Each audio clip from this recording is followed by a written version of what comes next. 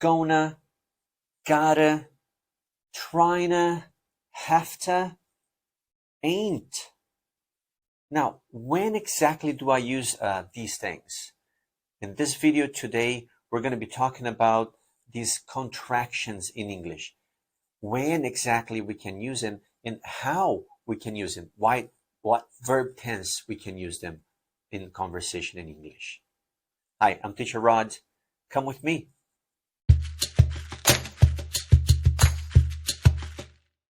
So, okay, do you want to sound more natural when speaking in English? Don't say going to, say gonna. I know a lot of teachers, a lot of people, especially teachers, won't really like this advice. And of course, saying going to is absolutely correct. There's no problem. But out in the streets, if you want to sound a little more natural, you can always use contractions. Check these out. When I say gonna, it's going to.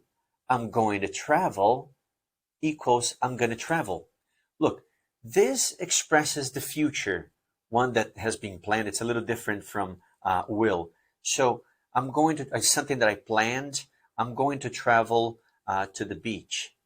And of course you can say I'm going to travel to the beach, but when, you're speaking to friends and it's a more informal conversation, you probably want to say, I'm going to travel to the beach. I'm going to travel to the beach.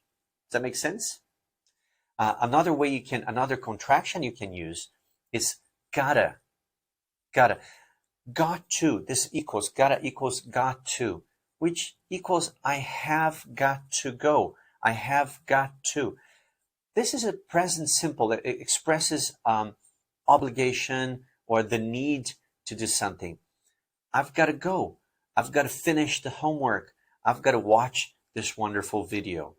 Now remember, when it's the third person, because this is the present simple, he, she, it, you're going to use has. And the contraction is she's. For example, she's got to go.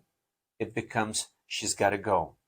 Now, when do I know that she's got to go? It's not she is. The word that comes after will tell you which one it is.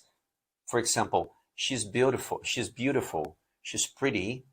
Then you know in this case, because of the adjective beautiful or pretty, that you're talking about the verb to be is. But in this case, when you have got to after, then you will know that this is the case of got to go. She's got to go. She has got to go. Okay? Another contraction you can use when you're saying trying to, this is present continuous. I'm trying to finish this book. I'm trying to eat this vegetarian dish. You can say, and then you contract and you say, I'm trying to eat this. I'm trying to finish the book. It's the same thing, just the pronunciation is a little more natural, a little more fluent.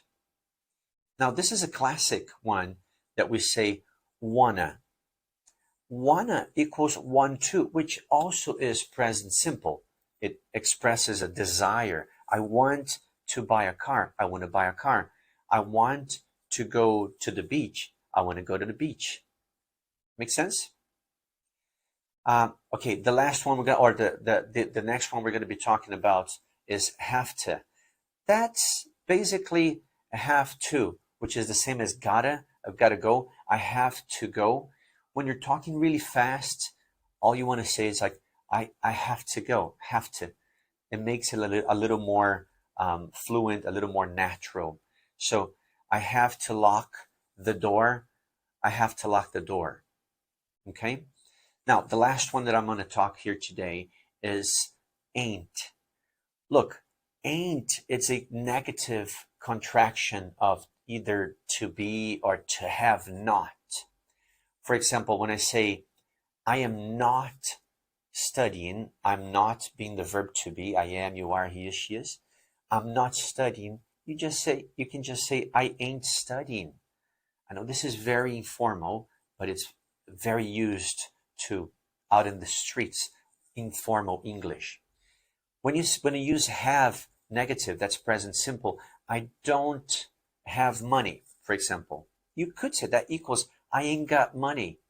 And if you really want to speak the way like real everyday people speak in the streets, then you can say, I ain't got no money. I ain't got no time. Now this is like the grammar isn't great, but it sounds very natural. It sounds very fluent. Does that make sense? If you have questions, if you didn't understand this very much, leave a comment. Write down below in the comments and I'll try to answer as many as I can, okay? Thanks for watching.